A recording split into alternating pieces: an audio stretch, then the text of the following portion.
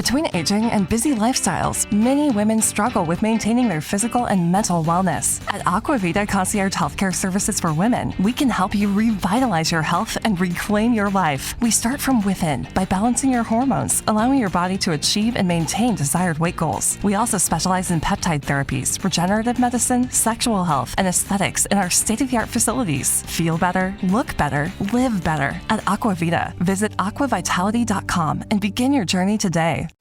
Alright, so in this part of the chapter, we'll go ahead and write this out. See Donald Trump's face right here. Well, we can't really use him in this story, but still, he's a good example of what sort of a villain you need. And now let's see, we need a hero to rise and... Oh, hey, what's up, ladies and gentlemen? This is Jay. I'm currently working on a novel of sorts.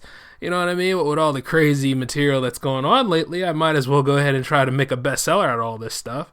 Considering that I write a lot of my short stories and short screenplays, just to keep myself in the game. But not only that, I'm going to go ahead and start posting a lot of my short stories on Wattpad. And isn't this a great time? It's Monday and all, and I don't have to do a show or a repeat of another show that obviously didn't do so well the first time, so I have to re-record it today. Wait, oh my god, that announcement I did. Outside of all that, hey, let's go ahead and start the show, okay? Welcome to the J-Man Show here on J360 Radio.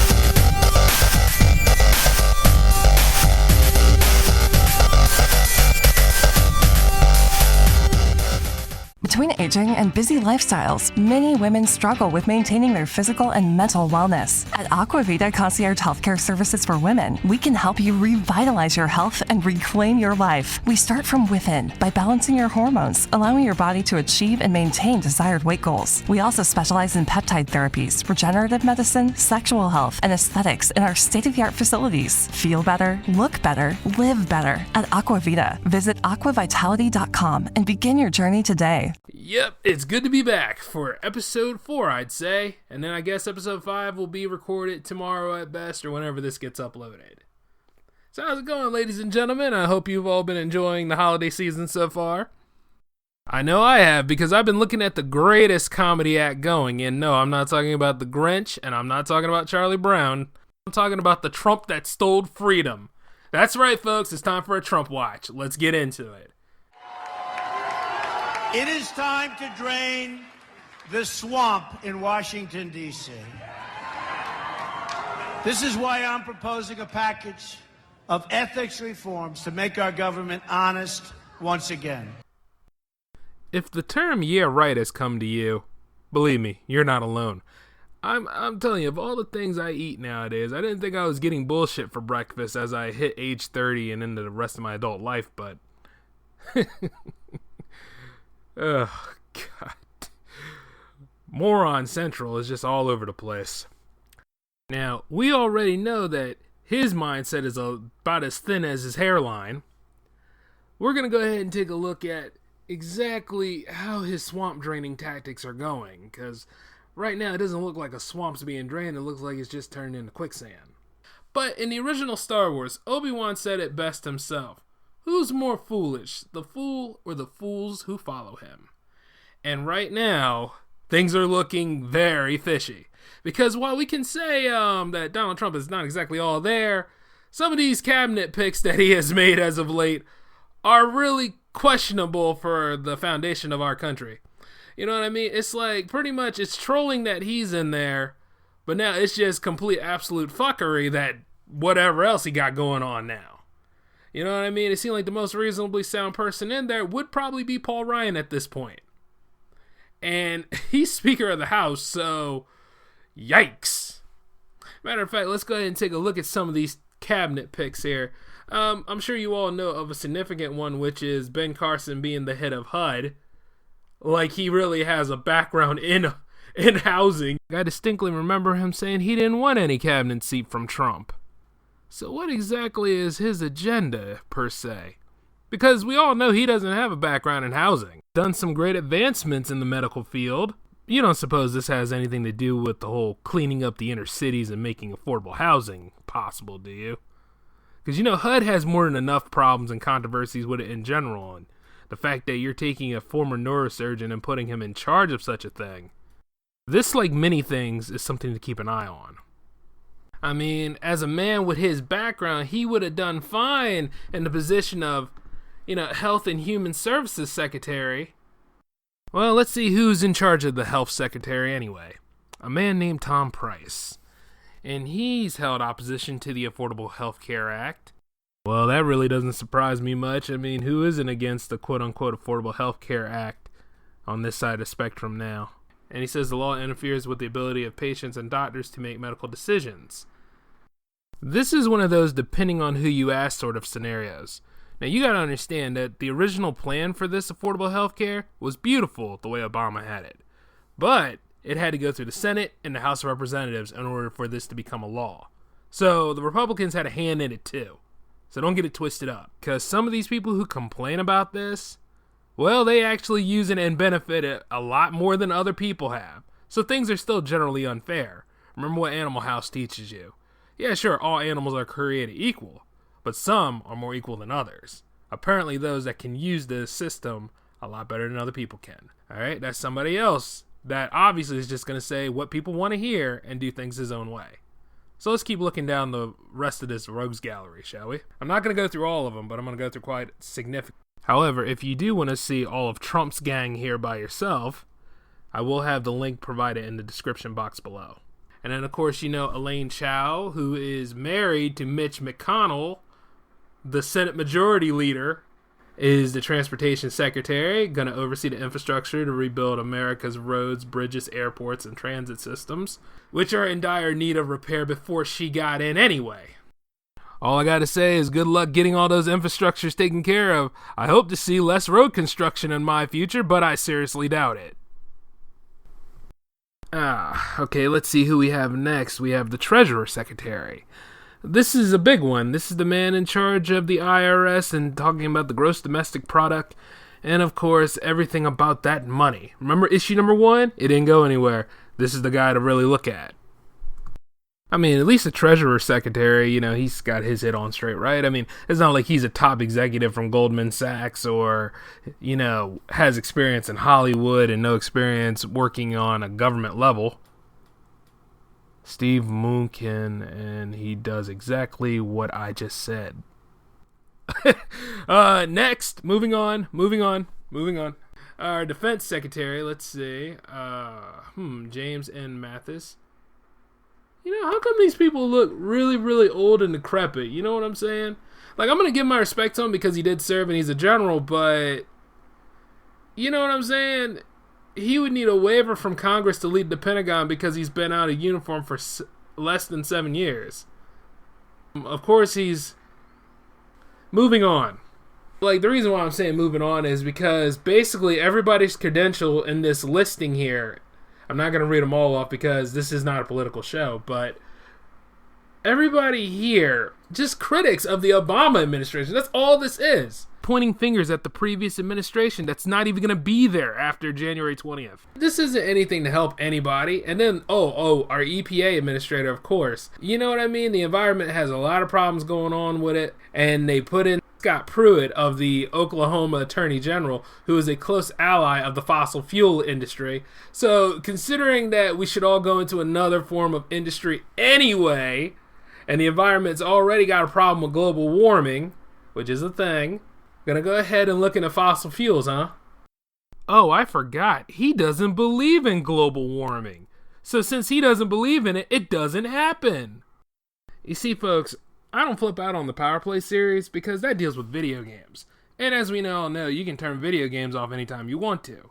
But this is realism. This is tomfuckery happening now. This is stuff that happens when you go to sleep or you go to work or you do more important things. Just like me, you try to live out that American dream and then you realize that these jokers are in Washington pretty much playing football with your lives. Well, now they're pretty much going to have a giant circus go on big time now because of puppet leadership and this idiocy. You understand what I'm saying?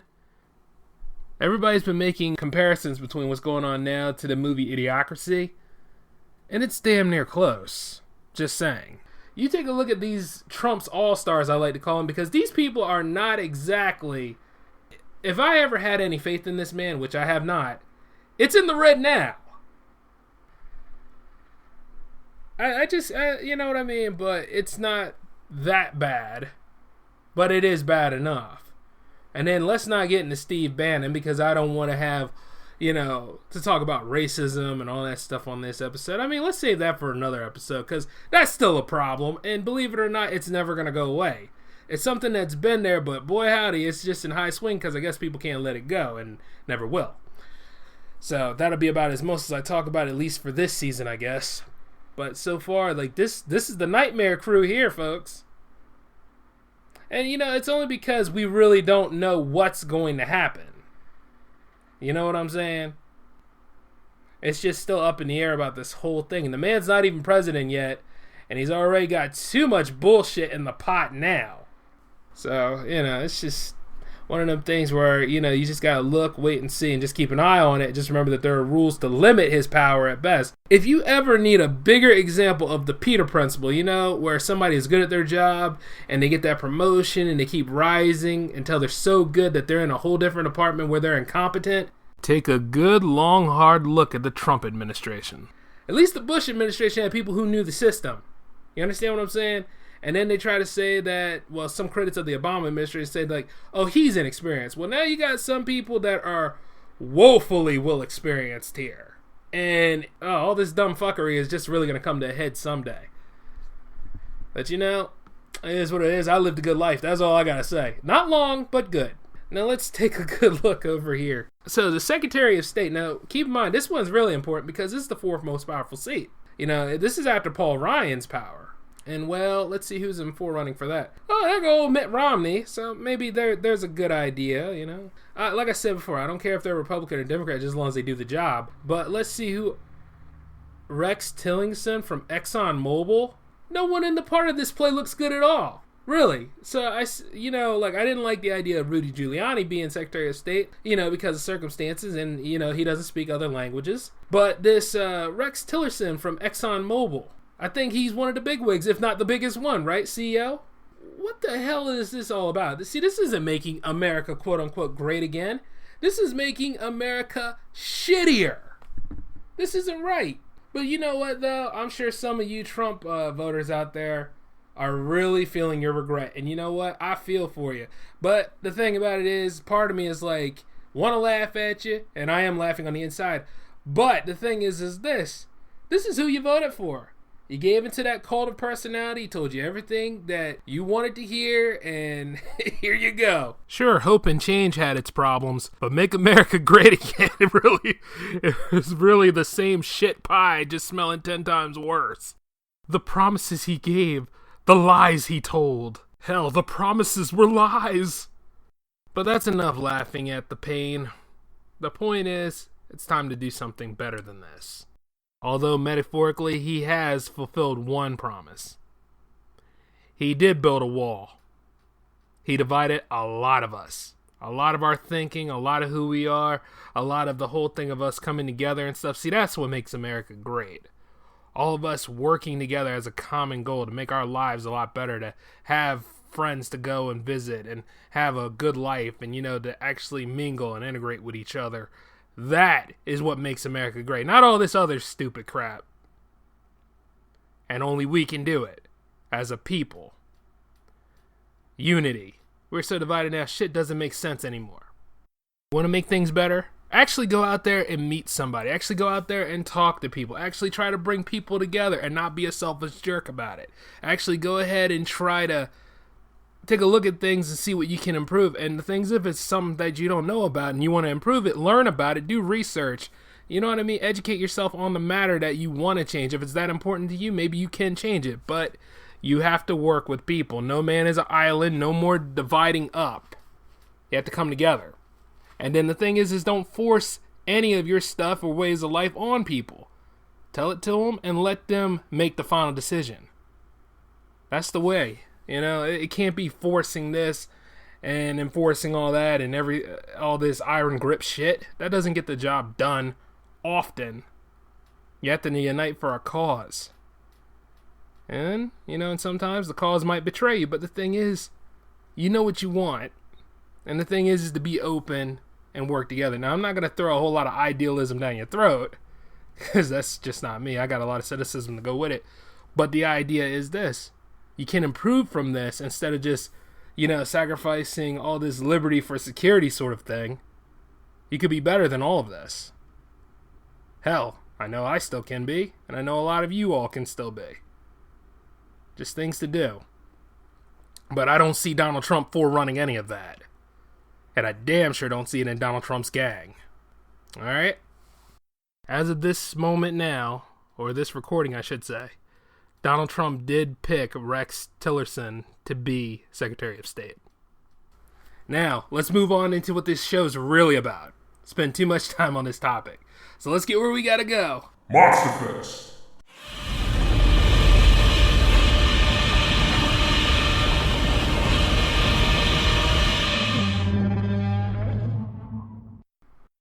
Now, when I last left you guys, I created a poll on Twitter at J360 Productions asking you all, are reboots and pre-sold franchises hurting the mainstream movie business? And let's see those results. 80% of you said yes, and 20% of you said no. So that proves to me that a lot of you are paying attention to this, which is good. You know what I mean? A good friend of mine over at the Crossover Podcast said that pretty much it's hurting creativity. And I can't help but say that I agree with them, whereas another group of friends of mine over at another podcast said it's simply because of the money-making scheme that it is over at the movies.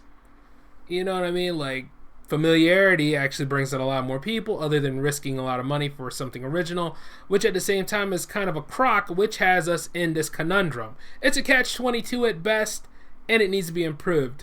But today, we're going to do an antithesis to that. We're going to look into some new reboots and stuff that are coming out. I know, it totally goes against what I was saying in the third one, yes, but here's the thing.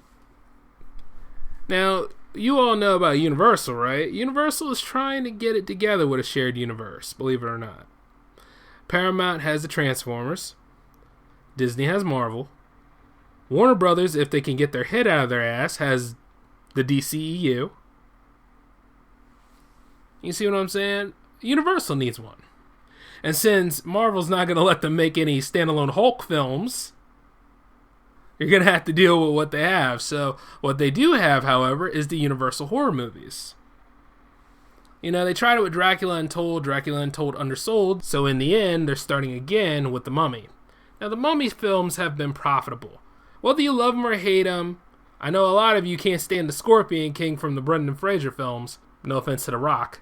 But the thing is, it was pretty cool for its time. It had that action-adventure feel to it to bring life into a property that has some age to it. Because in the original Mummy series, it wasn't just about Imhotep. It later became about a mummy known as Karis. But this time, since we all remember the iconicness of Karloff being Imhotep and the struggle that he did, because it's basically a love story at its core.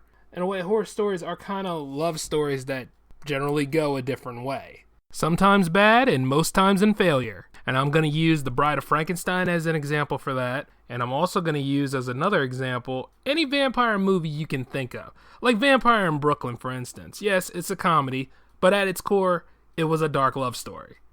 And of course, the king of vampires himself. I'm sure you know him as Dracula. And then The Mummy is no different. Like, for example, let's harken back to 1999 during the Stephen Summer films. Introduced us to Brendan Fraser, Rachel Weisz, and the man who played as Jonathan. Please don't get on me about it. I can't think of the actor's name, but it had the creep factor and everything going on in that film. It didn't get more action-adventure until The Mummy Returns and then The Tomb of the Dragon Empire. The Tomb of the Dragon Emperor, I mean. I got Empire on the brain. In that first one, though, it captured the elements of the original movie. It mixes it with the action-adventure feel of the Karis films. Because how many times can you do the same movie with the same tone? So that has to be on the list of the few remakes that I actually like. Like the idea of what our villain's purpose was. And the fact that our main hero, is flawed and relatable. That the main female has a role in all of this. And she's essential for the villain and the hero. Like, that is what you want. There's nobody in this movie that played a flat character, which is what makes it appealing and enjoyable. And then the creep factor. The mummy had to put himself back together before he could really cause damage through plague, scarabs, and also had to do a scavenger hunt for some organs for himself. The eyes and tongue and all those guts back in order to actually become sort of, well, he wasn't really human. He was more of a meta-human at best. And Arnold Vosloo played Imhotep very well. Like, I wouldn't say that he's near Karloff status, but he's there for my generation. And he did it all for love, you know? He caused so much pain and trauma for all those explorers in that movie because he was in love with the Pharaoh's, well, I don't want to call her his wife, but the Pharaoh's main concubine, put it that way. You know, main squeeze, main play toy, and all sorts of things. Come on, folks, don't give me any of that progressive stuff right now. You know, this is how they did back in the day. It's like this. He loved her so much, he killed and committed regicide for her, and hell, she was a part of it, but it was real sad, though, in the end, that you find out that all the hell he went through and caused, she didn't love him the same. The monster has a purpose and a reason, but there has to be a reason to destroy the monster, too. That's that purpose and drive I'm telling you. I'm wondering about this 2017 Mummy movie, so we'll talk about that for right now. Now, there's nothing that can match that horror and suspense feel of the Mummy with Karloff in it. And then there's something that had appealed to a lot of us Gen Y people growing up during the time when they made the Mummy films in the 90s. So one thing led to another. This time, however, with the new one that's coming, I'm sure you've all seen the trailer. It looks pretty damn good, doesn't it? Sure, there's that adventure aspect, but like I said, they're trying to appeal to so many different audiences out there. Maybe the horror element will be in there, whereas the action adventure is the selling, I hope. Because that new villainess, the new Mummy, oh, she looks great. Wow, saying a mummy looks great. Well, that's not bad, considering all the time. You know what, forget it. All connotations aside, what I'm saying is, she looks great. Put it that way. And I'm all for seeing a female villain give a military team some hell, which is pretty much the basis of that movie, from the trailer anyway. And you see Tom Cruise is in it. Tom Cruise is okay, but you know, this is where I think the movie kind of flounders. I'm not saying that he's a bad actor or anything, but I want somebody different to play these main hero roles. I want somebody different instead of a face like Tom Cruise and Johnny Depp. Well, I see Johnny Depp's awesome. I always did love the man. I liked him ever since Edward Scissorhands, but he's going to be the main guy in The Invisible Man. But then again, The Invisible Man is out there causing trouble for people. But what I'm saying is, it seems that we are so sold on these people and their faces that, you know, that's supposed to bring us in. That's supposed to generate interest for us to be in there. But you see, by seeing Tom Cruise in there, and you know full well that they're going to make another Mission Impossible, it's like the typecasting of that person will make you think that this is a Mission Impossible sequel disguised as a Universal horror reboot. And that's what you don't want. Like, I'd rather it be somebody different. You know what I'm saying? But it seemed like he's going to have, like, mummy powers or something's going to happen to him according to the trailer. And he's going to have to fight against that villainess. But you know, this is only the teaser. And with the way the teaser looks, it did its job. I'm sold and I want to see it. But I know a lot of you out there are saying, oh, this is pretty much Mission Impossible 6. And, well, you're half right. It might just be, because it is more action-adventure, but like I said before, if they could just dig deep, you know what I mean? Go to the indie level, bring some people up, get them in there to audition for that main role. Of course, we all know it's a toss-up because a lot of these mainstream people, they want steady jobs too. So they're taking any job they can get because allegedly there's like an implosion going on over there. Though I really doubt it, but I wouldn't put it past them because keep doing the same old gimmick. Eventually people are going to catch on and eventually they're not going to come in. You know what I mean? It's just like when you keep doing the same old sales gimmick. No, you got to change it a little bit. A little bit of change ain't going to kill you. But you see, the thing is, they're still grinding the same old gears over there. Sure, it's different people in charge, but it's the same old gear they're comfortable with. If anything, I think the Chinese market is doing well because they keep trying new things in film. They're having a major boom, and we're just having a steady crawl going on. And I'm not bringing in the superhero movies about it. I'm just saying in terms of other genres. And while I am saying what I'm saying about reboots, I do kind of want to see a Frankenstein versus the Wolfman again. Of course, the original film was Frankenstein meets the Wolfman, but Frankenstein versus the Wolfman, you don't have to worry about that sort of thing. I'm just throwing it out there, in case one of you guys need like a little idea to get it going. You don't necessarily have to do it in the same vein, because hell, the monster's name isn't Frankenstein anyway. So you can go ahead and do it any sort of way you want to. And speaking of that, I know the new Underworld's coming soon. In case we don't have a problem with reboots, we still do have that sequelitis going on.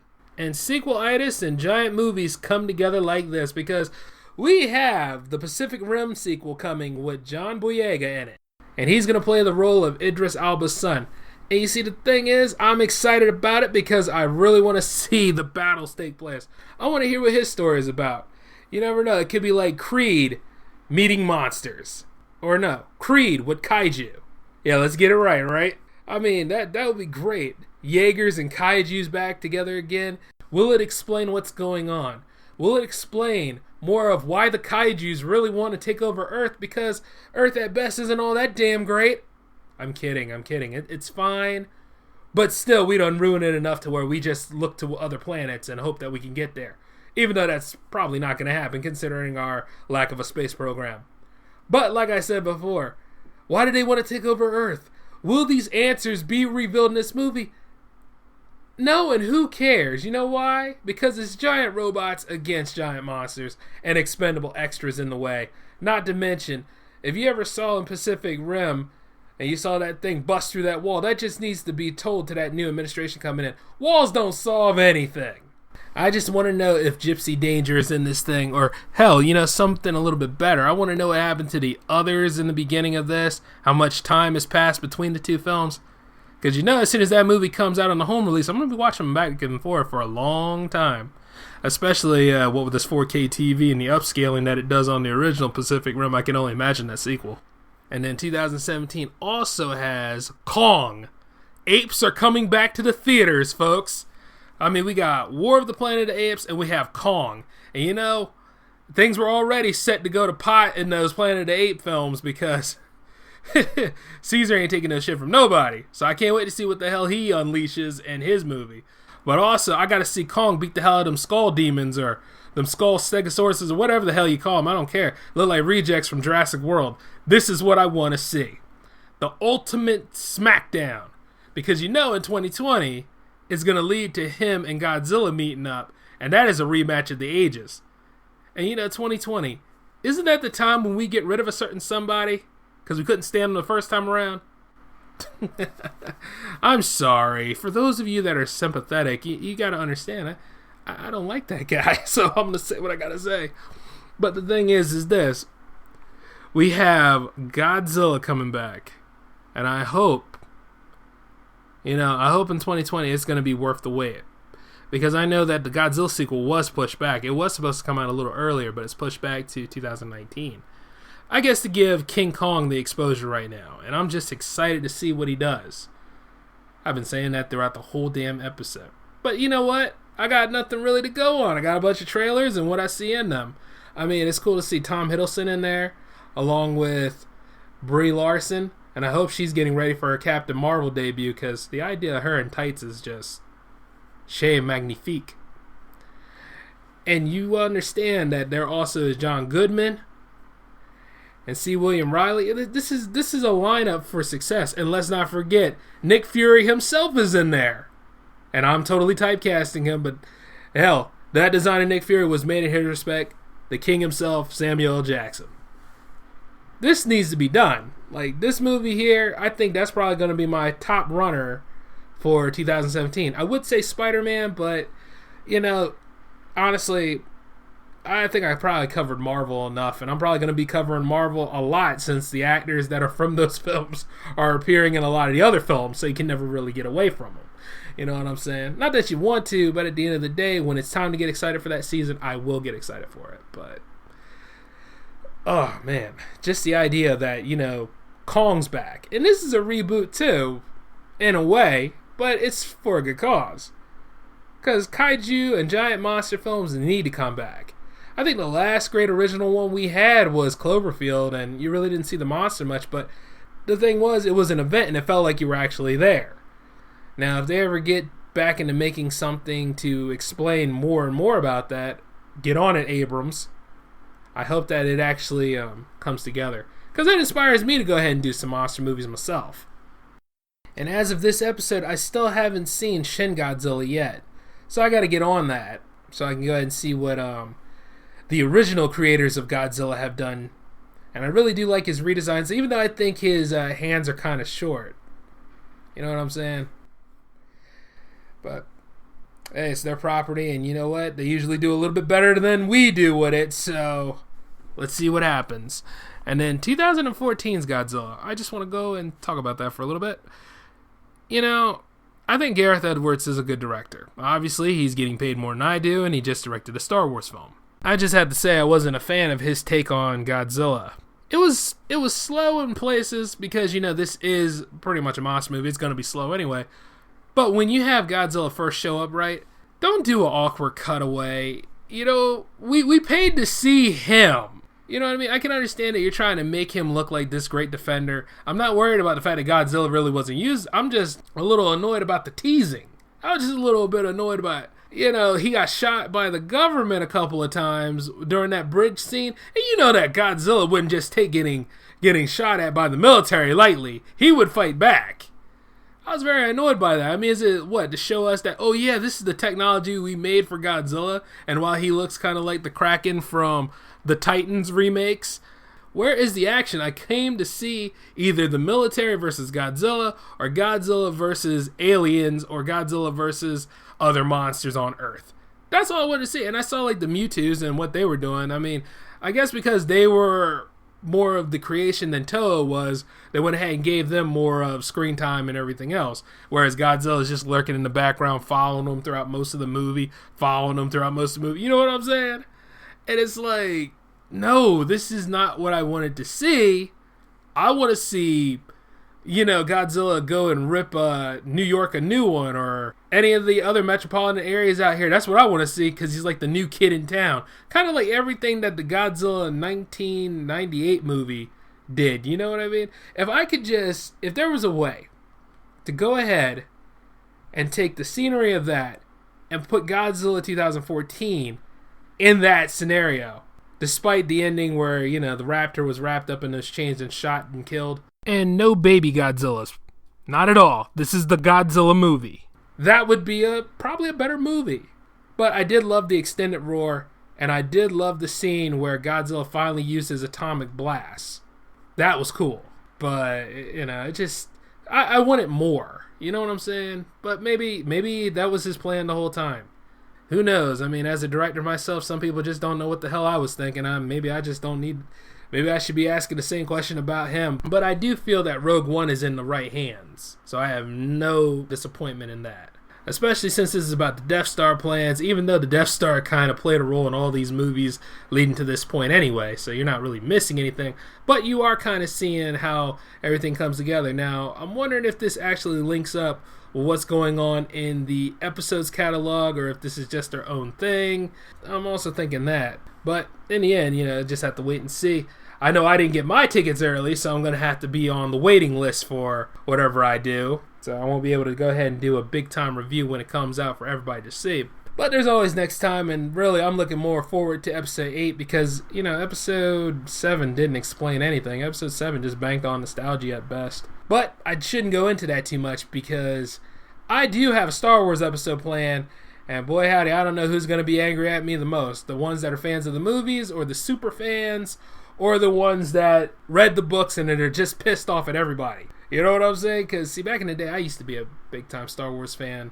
I never got to the point where I started dressing up as them, but I was close. And I used to read the books, so it's going to be an interesting episode. And then, you never know, I'll probably have some of y'all come in and call in if I ever have the call-in line set up at that point. Or add me on Skype, and we'll see where we go from there. But going back into the monster movies, I'd like to say, this whole episode was made in retrospect of the Monster Fest that I'm supposed to be doing. Like I said, I do have a floating timeline for it, and I have a lot of movies to write about. So stay tuned for that feature to come together on the webpage, especially what with these remakes coming out. And then I'm also going to go ahead and try to throw up some short stories of mine on the webpage too.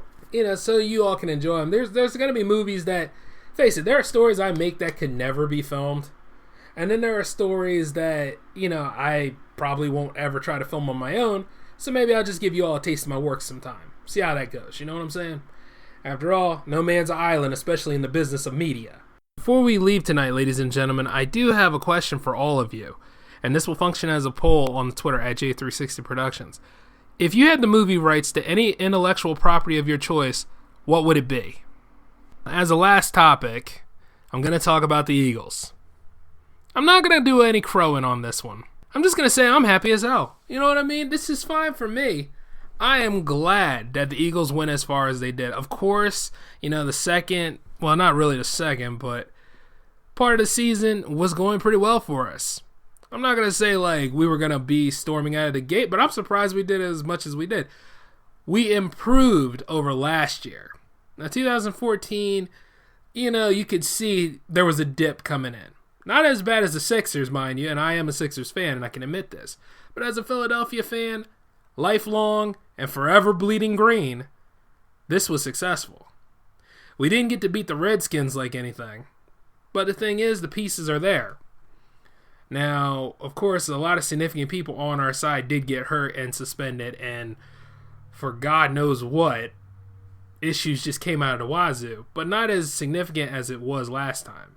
So I'm happy with the progress of my team so far. I'm going to stand by them no matter what and respect them. Now, a lot of those new Eagles fans out there, they butthurt beyond belief, and they talk about they're going to switch out to somebody else. That's fine with me. Get the hell off my team then. I am totally happy about this.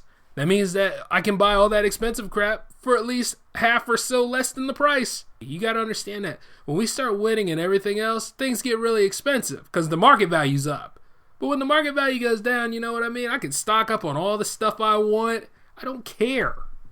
Shoot, I love my team. And I know they're winners on the inside. Carson Wentz, incredible. Now, Jordan Matthews, you gotten a little bit better. Keep working on yourself, bro. Nelson Aguilar, to a point. But much respect goes to Doug Peterson and the rest of the coaching staff. You guys are pretty good because we really didn't have one last time around. So, in the end, I'm thankful. So, as we close out this part of the season and everything else, if we do play Dallas again, and we will in January, I know it doesn't mean anything. I just want to beat them. I just want to beat the hell out of them so they can feel it in the morning. Of course, they got the playoff seat locked in. I don't care at this point. But to beat Dallas, that's fine with me. Plus, I still got the Flyers and I still got the Phillies, so I'm okay. By the way, as a reminder, I'm going to let the question of this episode run for a full week. It won't be addressed on episode 5, but I will address it on episode 6 because I'm recording episode 6 next week and I want a full week for all of you to get the time to answer it. Now, that question is, if you had the movie rights for any intellectual property of your choice, what would it be? And you can explain why in the comments below or reply to me anytime you want. I'll be broadcasting episode 5 live tomorrow on mixler.com/J360 Productions at 7:00 p.m. Now, what is episode 5, you're wondering? Well, it'll be about animation. I hope to see you all then. Take it easy. Have a good night. Thanks for tuning in. Catch you later. Between aging and busy lifestyles, many women struggle with maintaining their physical and mental wellness. At Aquavita Concierge Healthcare Services for Women, we can help you revitalize your health and reclaim your life. We start from within by balancing your hormones, allowing your body to achieve and maintain desired weight goals. We also specialize in peptide therapies, regenerative medicine, sexual health, and aesthetics in our state-of-the-art facilities. Feel better, look better, live better at Aquavita. Visit aquavitality.com and begin your journey today. Well. Shopping for a car? Yep, Carvana made financing a car as smooth as can be. Oh, yeah? I got pre-qualified instantly and had real terms personalized just for me. Doesn't get much smoother than that. Well, I got to browse thousands of car options on Carvana, all within my budget. Doesn't get much smoother than that. It does. I actually wanted a car that seemed out of my range, but I was able to add a cosigner and found my dream car. It doesn't get much... Oh, it gets smoother. It's getting delivered tomorrow. Visit Carvana.com or download the app to get pre-qualified today.